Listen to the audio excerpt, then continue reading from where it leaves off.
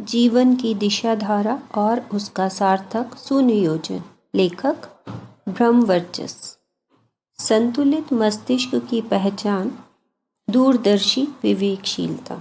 समुद्र में जब तक बड़े ज्वार भाटे उठते रहते हैं तब तक उस पर जलयानों का ठीक तरह चल सकना संभव नहीं होता।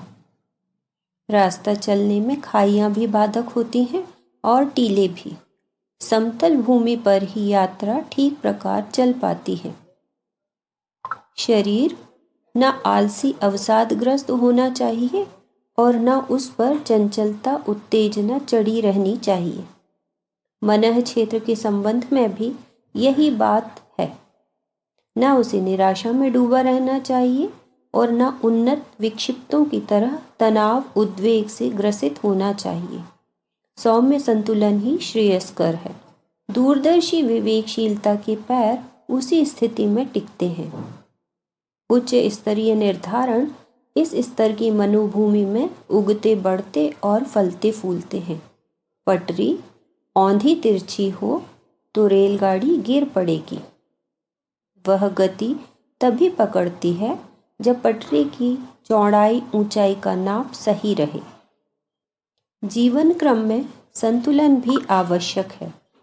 उसकी महत्ता पुरुषार्थ अनुभव कौशल आदि से किसी भी प्रकार कम नहीं। आतुर अस्त व्यस्त चंचल उद्धत प्रकृति के लोग सामर्थ्य गंवाते रहते हैं। वे उस लाभ से लाभान्वित नहीं हो पाते जो स्थिर चित्त संकल्पवान परिश्रमी दूरदर्शी और सही दिशा धारा अपनाकर उपलब्ध करते हैं। स्थिरता एक बड़ी विभूति है। दृढ़ निश्चय वीर धीर कहलाते हैं। वे हर अनुकूल प्रतिकूल परिस्थिति में अपना संतुलन बनाए रहते हैं। महत्वपूर्ण निर्धारणों के कार्यान्वित करने और सफलता के स्तर तक पहुंचाने के लिए मनः क्षेत्रों को ऐसा ही संतुलित होना चाहिए। निराशा स्तर के अवसाद और क्रोध जैसे उन्माद आवेशों से यदि बचा जा सके तो उस बुद्धिमानी का उदय हो सकता है जिसे आध्यात्म की भाषा में प्रज्ञा कहते हैं और जिसे भाग्योदय का सुनिश्चित आधार माना जाता है। ऐसे लोगों का प्रिय विषय होता है उत्कृष्टता आदर्शवादिता। उन्हें ऐसे कामों में रस आता है जिसमें मानवीय गरिमा को चरितार्थ एवं गौरवान्वित होने का अवसर मिलता हो, भविष्य उज्जवल होता हो और महामानवों की पंक्ति में बैठने का सुयोग बनता हो। इस स्तर के विभूतिवान बनने का एक ही उपाय है कि चिंतन को उत्कृष्ट और चरित्र कृतत्व से आदर्श बनाया जाए। इसके लिए तो प्रयास करने होते हैं। एक संचित कुसंस्कारिता का परिशोधन उन्मूलन। दूसरा अनुकरणीय अभिनंदनीय दिशाधारा का वर्ण चयन। व्यक्तियों में उन सत्प्रवृत्तियों का समावेश करना होता है जिनके आधार पर ऊंचा उठने और आगे बढ़ने का अवसर मिलता है। कहना न होगा कि गुण कर्म स्वभाव की विशिष्टता ही किसी को सामान्य परिस्थितियों के बीच रहने पर ही असामान्य स्तर का वरिष्ठ अभिनंदनीय बनाती है। यह मान्यता अनगणों की है कि वैभव के आधार पर ही समुन्नत बना जा सकता है। इसलिए उसे हर काम छोड़कर हर कीमत पर अर्जित करने में अहर्निश संलग्न रहना चाहिए। संपन्नता से भाव सुविधाएं खरीदी जा सकती हैं और वे मात्र मनुष्य के विलास अहंकार का ही राई रत्ती समाधान कर पाती हैं।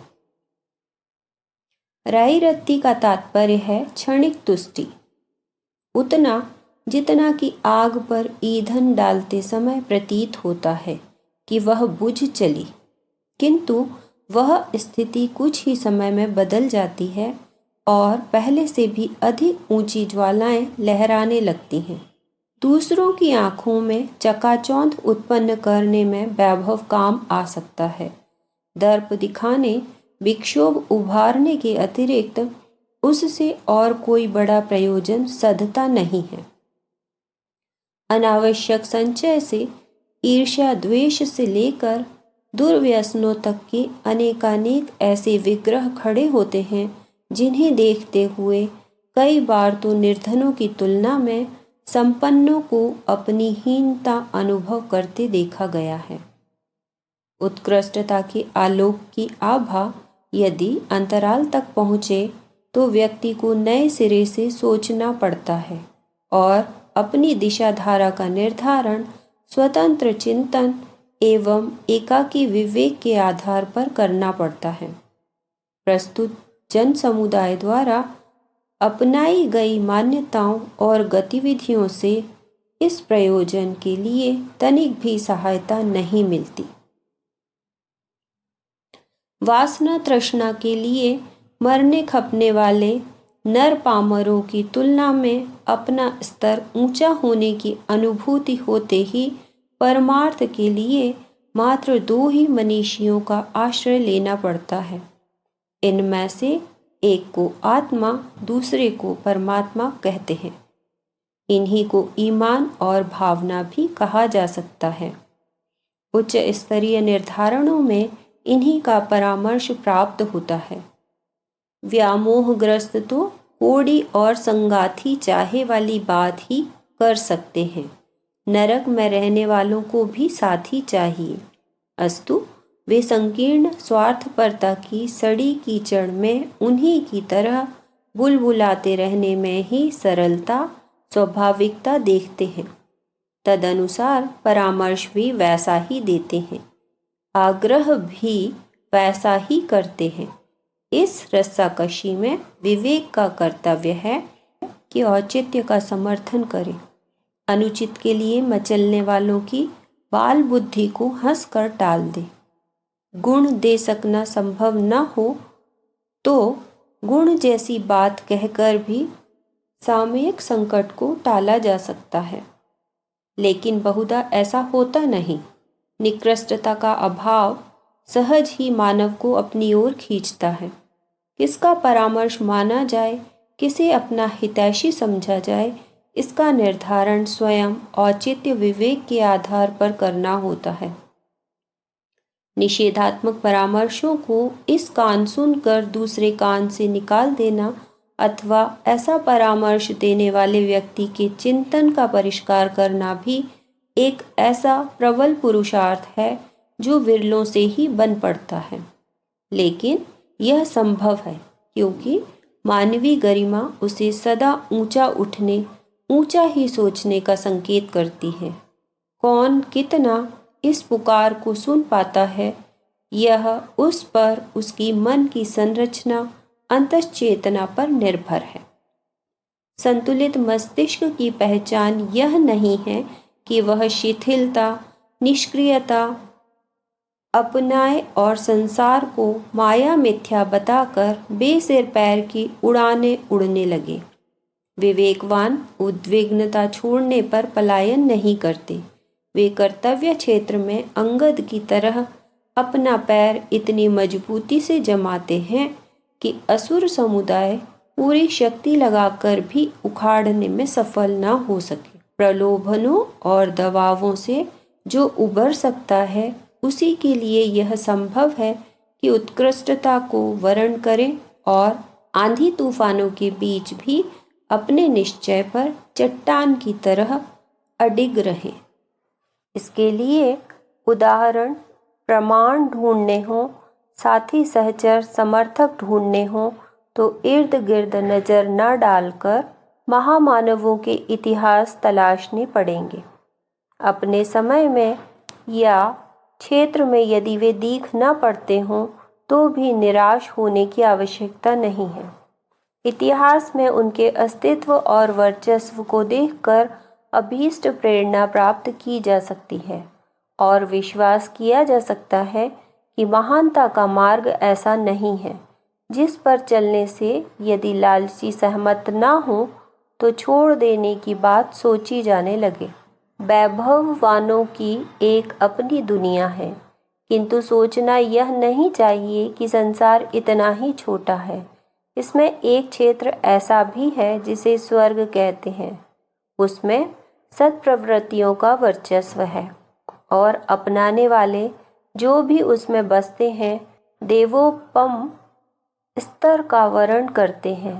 दैत्यों के संसार में सोने की लंका बनाने और 10 सिर जितनी चतुरता और 20 भुजाओं जैसी बलिष्ठता हो सकती है, किंतु उतना ही सब कुछ नहीं है।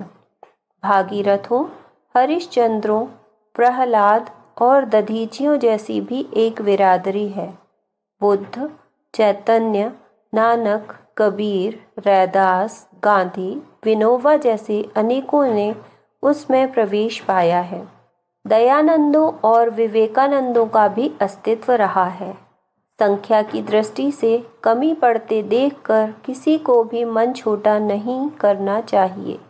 समूचे आकाश में सूर्य और चंद्र जैसी प्रतिभाएं अपने पराक्रम से संव्याप्त अंधकार से निरंतर लड़ती रहती हैं, हार मानने का नाम नहीं लेती। समुद्र में मणिमुक्तक तो जहाँ तहाँ ही होते हैं। सीपों और घोंघों से ही उसके तट पटे पड़े रहते हैं।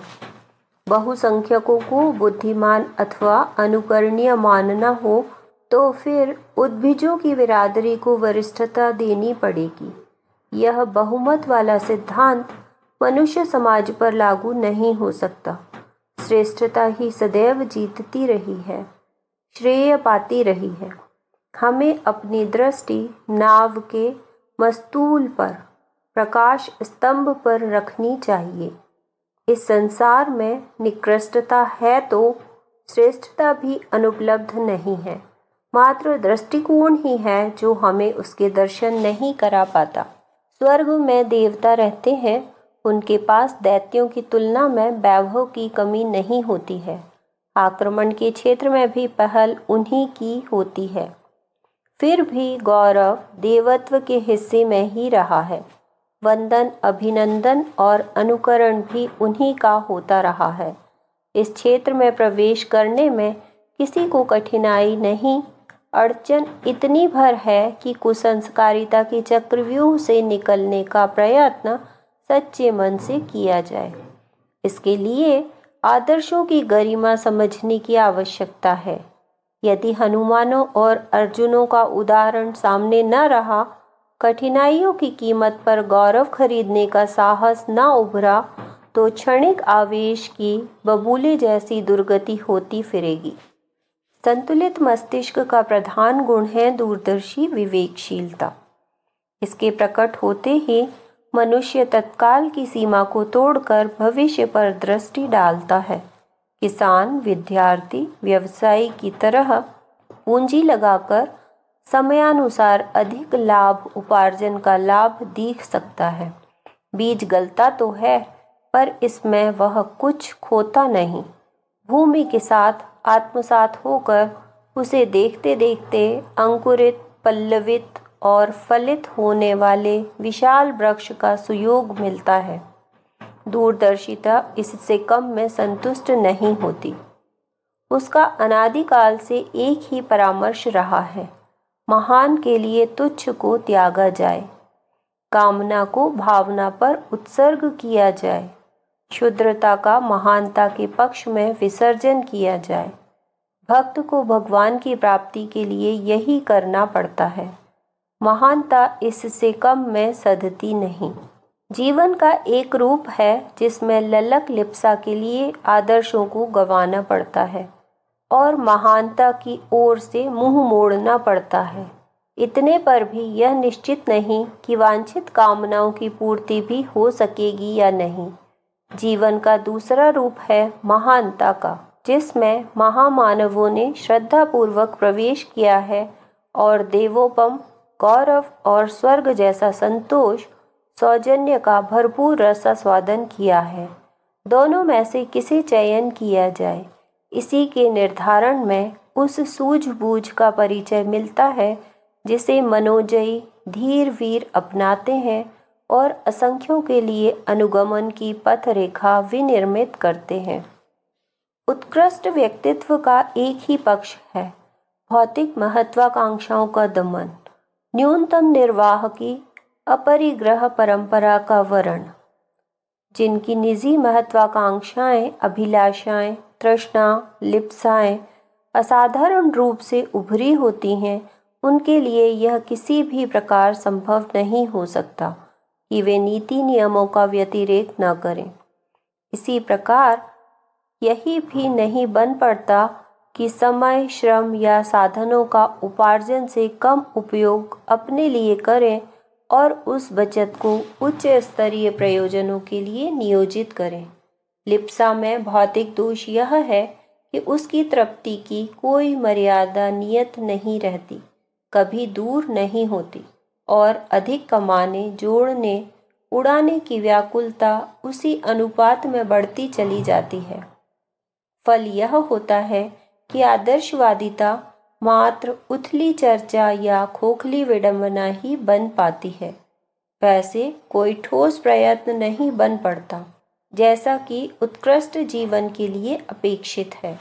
अतएव निष्प्रह जीवन के लिए यह अनिवार्य है कि भौतिक आकांक्षाओं और आवश्यकताओं को उतना नियंत्रित किया जाए कि वे लगभग औसत नागरिक स्तर की जा पहुँचे। आत्मनिर्माण का, आत्म परिष्कार का सुनियोजन इससे कम में नहीं बन पड़ता। आध्यात्म जीवन जीने की एक शैली है। पूजा उपचार उसके लिए भावनात्मक पृष्ठभूमि बनाने वाले उपचार हैं। उपासनात्मक क्रिया कृत्यों को याचना, रिश्वत, जेवकटी, बाजीगरी के रूप में जो अपनाते हैं, वे भूल करते हैं। देवताओं को मंत्र बल से वशवर्ती बनाकर उनसे उचित अनुचित कुछ करा लेने की दुर्भिसंधि में नियत व्यक्ति जब अपनी दुरभिसंधियों को भक्ति भावना, योग साधना आदि का नाम देते हैं, तब हंसी रोके नहीं रुकती। बाल क्रीड़ाओं से यदि ऊंचा उठा जा सके तो आध्यात्म का एकमात्र यही स्वरूप रह जाता है कि व्यक्तित्व को अधिकतम पवित्र, प्रखर एवं उदात्त बनाया जाए। जो क्षमता विभूतियाँ उपलब्ध हैं, उन्हें सद्वृत्ति संवर्धन के लिए लगाया जाए। वसुधैव कुटुंबकम का आदर्श हर घड़ी सामने रखकर अपनेपन का दायरा इतना बड़ा बना दिया जाए कि आत्मवत् सर्वभूतेषु की प्रतीति होने लगे।